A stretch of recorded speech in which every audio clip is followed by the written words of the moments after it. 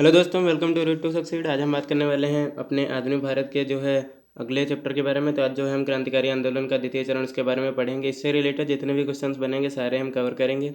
और वीडियो शुरू करने से पहले आपसे रिक्वेस्ट है, अगर आप हमारे चैनल पर नए हैं तो प्लीज़ चैनल को सब्सक्राइब कर लीजिए। और आपको बता दें कि जो है हमारे चैनल पर जो पिछली क्लासेस हैं वह हमारे चैनल के प्लेलिस्ट में जाके आप जो है देख सकते हैं। और आपको बता दें हमारे चैनल पर जो है नई वैकेंसी जो आती हैं उनके बारे में भी जानकारी दी जाती है। तो आप किसी भी नई वैकेंसी को जल्दी प्राप्त करने के लिए नोटिफिकेशन तो हमारे चैनल को सब्सक्राइब कर लें। चलिए वीडियो स्टार्ट करते हैं। तो आपका जो पहला क्वेश्चन है वह है क्रांतिकारियों के गुप्त समाज अभिनव भारत का जो है गठन किया था। तो यह इसका जो गठन किया था वह किया था वी डी सावरकर ने। इसका जो स्थापना वर्ष था वह 1904 था। इस संस्थापक थे वी डी सावरकर। चलिए अगला क्वेश्चन देख लेते हैं। तो आपका जो अगला क्वेश्चन है वह है अभिनव भारत नामक एक अंग्रेज विरोधी संगठन की स्थापना की थी। तो यह की थी वी डी सावरकर ने। आपको पीछे बता चुके हैं। अगला जो आपका क्वेश्चन है वह है निम्नलिखित में से किसने मित्र मेला संघ को शुरू किया था। तो मित्र मेला संघ को जो है विनायक दामोदर सावरकर ने शुरू किया था। आपका जो अगला क्वेश्चन है वह है निम्नलिखित कथनों में से कौन सा कथन वी डी सावरकर के बारे में सही है। जिसमें जो है आपके कथन दिए हुए हैं। उन्होंने अभिनव भारत नामक क्रांतिकारी संगठन की स्थापना किया, बिल्कुल सही है। भारतीय राष्ट्रवादियों को प्रेरित करने के उद्देश्य से उन्होंने मेजनी की जीवनी लिखी। आपका जो अगला कथन है वह है उन्होंने भारत का स्वतंत्रता संग्राम 1857 नामक पुस्तक लिखी, जो 1857 के विद्रोह का राष्ट्रवादी दृष्टिकोण प्रदान करती है। और ब्रिटिश कैद से मुक्त होने के लिए वे एक चलते जहाज़ से कूद पड़े थे। जिसमें जो है आपके चारों ऑप्शन सही हैं।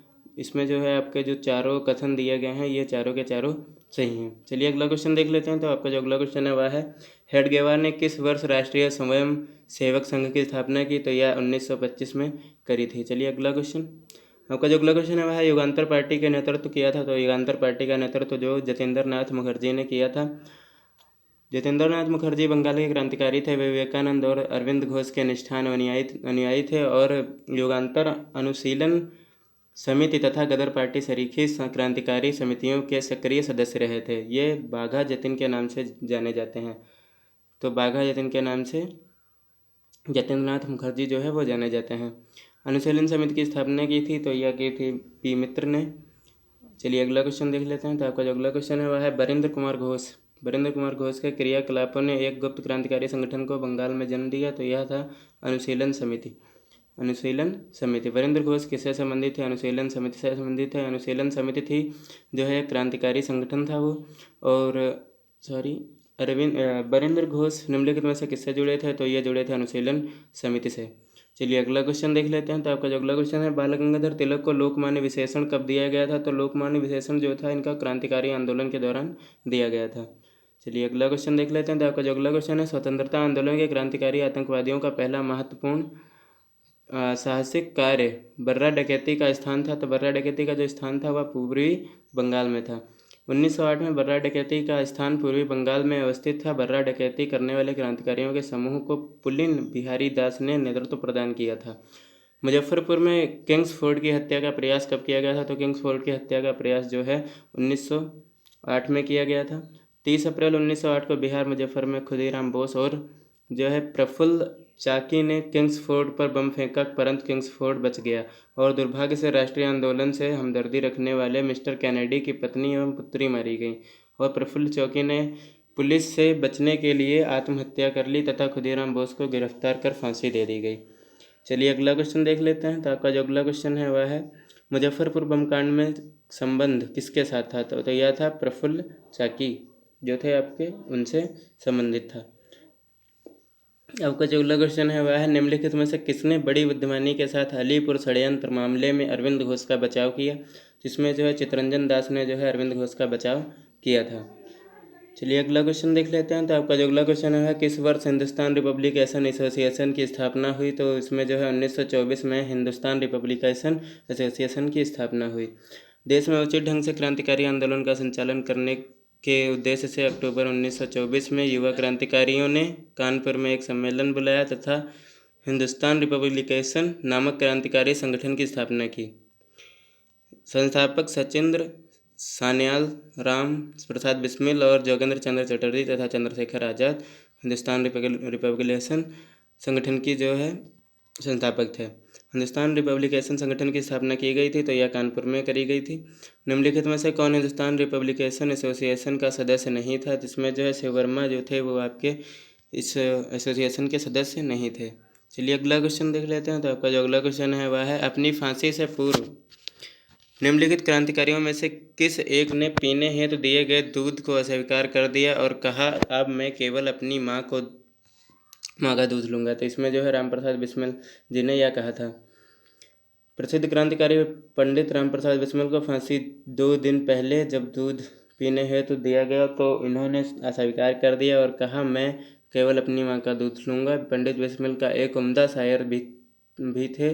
फांसी के तख्त पर जाने से पहले जो है 19 दिसंबर 1927 को इन्होंने अपना अंतिम शेर पढ़ा था, जो इस प्रकार था, मालिक तेरी रजा रहे और तू ही तू रहे, बाकी ना मैं रहूं ना मेरी आरजू रहे, जब तक तन में सांस रगों में लहू रहे, तेरा ही जिक्र यार और तेरी ही जस्तजू रहे। तो उत्तर प्रदेश लोक सेवा आयोग ने अपने प्रारंभिक उत्तर पत्रक में इस प्रश्न के उत्तर के विकल्प में सी को प्रदर्शित किया था, जबकि संशोधित उत्तर पत्रक में इस प्रश्न का विलोपित कर दिया गया। चलिए अगला क्वेश्चन देख लेते हैं। सरफरोशी की तमन्ना अब हमारे दिल में है, देखना है जोर कितना बाजूर दिल में है। तो यह पंक्ति किसने लिखी है? तो यह पंक्ति जो है रामप्रसाद बिस्मिल जी ने लिखी है। अब आपका अगला क्वेश्चन देख लेते हैं। तो आपका जो अगला क्वेश्चन है वह निम्नलिखित में से किसको अंग्रेजी सरकार ने काकोरी षड्यंत्र के मामले में फांसी पर चढ़ा दिया था? तो उस रामप्रसाद बिस्मिल जी को जो है काकोरी षड्यंत्र में फांसी पर चढ़ा दिया था। तो आपका जो अगला क्वेश्चन है वह है, काकोरी षड्यंत्र केस किस वर्ष में हुआ? तो यह हुआ था 1925 में। निम्नलिखित क्रांतिकारियों में से कौन से काकोरी षड्यंत्र से जुड़ा था? तो काकोरी षड्यंत्र से जो है भगत सिंह नहीं जुड़े थे। रामप्रसाद बिस्मिल और रोशन सिंह और अशफाक उल्ला खां, यह तीनों लोग जो है इस कांड से जुड़े हुए थे। निम्नलिखित में से काकोरी कांड से जुड़ा एक क्रांतिकारी मुकदमे से बच निकला था? और आपके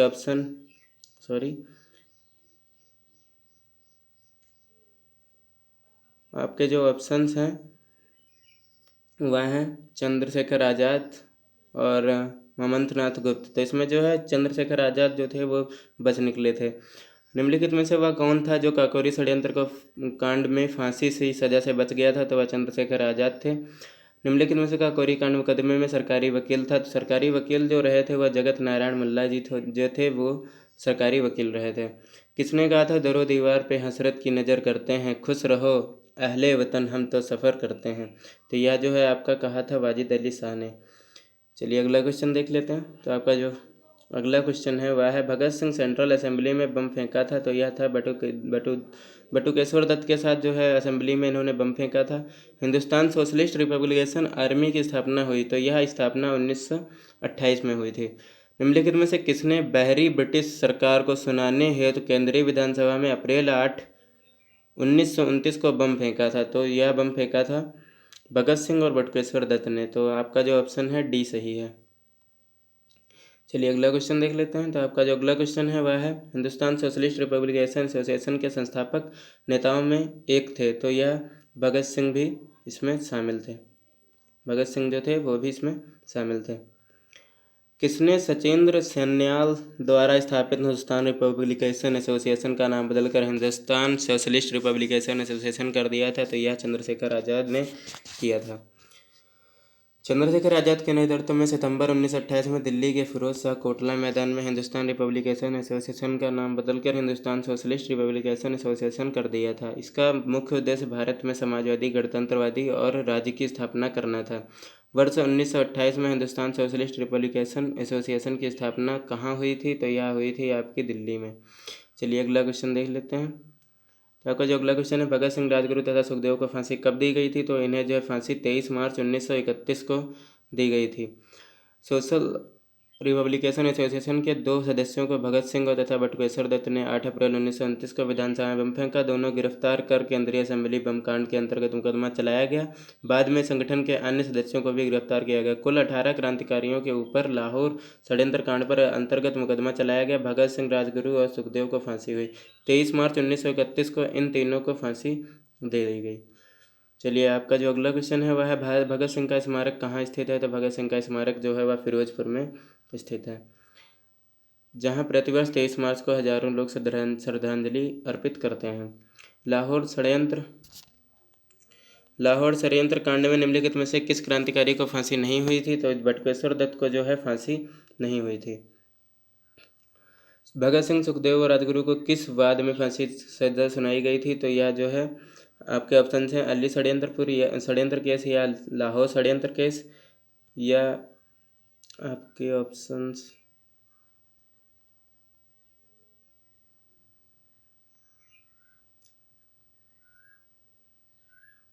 जिसमें जो है लाहौर षड्यंत्र के मामले में जो है उनको फांसी सुनाई गई थी। चलिए अगला क्वेश्चन है आपका भगत सिंह को उसके दो साथियों के साथ 23 मार्च 1931 को फांसी की सजा दी गई थी। तो यह राजगुरु और सुखदेव ही इनके साथ थे। लाहौर षड्यंत्र तो यह जो है भगत सिंह और सुखदेव और राजगुरु इन्हें जो है लाहौर षड्यंत्र के फांसी दी गई थी, मामले में फांसी दी गई थी। भारतीय स्वतंत्रता के लिए फांसी पाने वाले प्रथम रिकॉर्डेड मुस्लिम का नाम बताएं? तो यह थे अशफाक उल्लाह खां। अशफाक उल्लाह खां भारतीय स्वतंत्रता के लिए फांसी पाने वाले पहले रिकॉर्डेड मुस्लिम थे। उन्हें काकोरी षड्यंत्र केस में फैजाबाद जेल में 19 दिसंबर 1927 को 27 वर्ष की अवस्था में फांसी दे दी गई थी। उनका जन्म 22 अक्टूबर 1900 को शाहजहांपुर में हुआ था। तथापि 1857 के विद्रोह का संदर्भ भी लिया जाए तो इस प्रश्न का उत्तर अजीजुद्दीन होगा, क्योंकि 1857 में दिल्ली का विद्रोह दबाने के अंग्रेजों को और मुगल को शाहजादे मिर्जा अजीजुद्दीन को नवंबर 1857 में 6 अन्य मुगल शाहजादों के साथ दिल्ली दरवाजे पर फांसी पर लटका दिया गया था। चलिए अगला क्वेश्चन देख लेते हैं। तो आपका जो अगला क्वेश्चन है वह है निम्नलिखित में से मुकदमों की सूची में से अंत में दिए गए कूट का प्रयोग करते हुए उनके तथ्यानुसार सही क्रम का चयन करें। तो इसमें जो है आपका पहला मुकदमा है लाहौर मुकदमा, काकोरी मुकदमा या मेरठ मुकदमा या कानपुर मुकदमा। तो इसमें जो है आपका पहला रहेगा लाहौर मुकदमा, उसके बाद में कानपुर मुकदमा, फिर रहेगा काकोरी, उसके और सबसे लास्ट में रहेगा आपका मेरठ मुकदमा। लाहौर का प्रथम षड्यंत्र मुकदमा गदर आंदोलन के बाद 1915 में तथा दूसरा षड्यंत्र भगत सिंह के आदि मामले में 1930 में हुआ था। कानपुर षड्यंत्र मुकदमा 1924 में, काकोरी षड्यंत्र 1925 तथा मेरठ षड्यंत्र मामला 1929 का है। प्रथम लाहौर षड्यंत्र केस के संदर्भ में अभिष्ट विकल्प जो है सी आपका सही उत्तर है। निम्नलिखित युगों में से कौन सही सुमेलित नहीं है? तो इसमें जो है काकोरी षड्यंत्र जो है 1924 में नहीं हुआ था, यह हुआ था 9 अगस्त 1925 को। तो यह है हावड़ा षड्यंत्र प्रकरण 1910, विक्टोरिया षड्यंत्र प्रकरण 1914, लाहौर षड्यंत्र प्रकरण 1916 और 1930। चलिए अगला क्वेश्चन देख लेते हैं। निम्नलिखित में से कौन सा युग्म सही सम्मिलित नहीं है? तो इसमें जो है नासिक षड्यंत्र केस में रास बिहारी बोस जो है वह शामिल नहीं थे। दिल्ली षड्यंत्र केस अमीर चंद्र सही है। काकोरी षड्यंत्र केस अशफाक उल्लाह का सही है। लाहौर षड्यंत्र केस जतिन दास सही है। चलिए अगला क्वेश्चन। तो आपका जो अगला क्वेश्चन है वह है मुजफ्फर अहमद ऐसे डांगे शौकत उस्मानी तथा नालिनी गुप्ता के षड्यंत्र के लिए कैद किए गए थे? तो यह जो है कानपुर बोल्शेविक षड्यंत्र कांड में गिरफ्तार किए गए थे। आपका जो अगला क्वेश्चन है वह निम्नलिखित में से किसने प्रसिद्ध चटगांव शस्त्रागार धावा आयोजित किया था? तो यह आयोजित किया था सूर्यसेन ने। चलिए अगला क्वेश्चन देख लेते हैं। तो आपका जो अगला क्वेश्चन है वह है चटगांव शस्त्र छापामारी की योजना बनाई थी? तो यह योजना बनाई थी सूर्यसेन ने। चटगांव आर्मरी रेड जो है वह सूर्यसेन ने बनाई थी। आपका जो अगला क्वेश्चन है वह स्वतंत्रता संग्राम के सबसे कम आयु के शहीद थे? तो यह थे खुदीराम बोस। स्वतंत्रता संग्राम में सबसे कम उम्र वाले शहीद होने वाले जो शहीद थे वो थे Khudiram Bose. Thanks for watching. अगर आपको वीडियो अच्छी लगी है तो लाइक करें, कमेंट करें, शेयर करें, सब्सक्राइब करें। और आपने अगर जो हमारी पिछली वीडियो नहीं देखी है तो हमारे चैनल के जो है प्लेलिस्ट में जाके वीडियोस देख सकते हैं। और जो है आपको बता दें हमारे चैनल पे नई वैकेंसी जो आती हैं उनकी नोटिफिकेशन भी बताई जाती है। तो आप जो है किसी भी जॉब नोटिफिकेशन को मिस नहीं करना चाहते हैं तो हमारे चैनल पे बने रहिए। Thank you.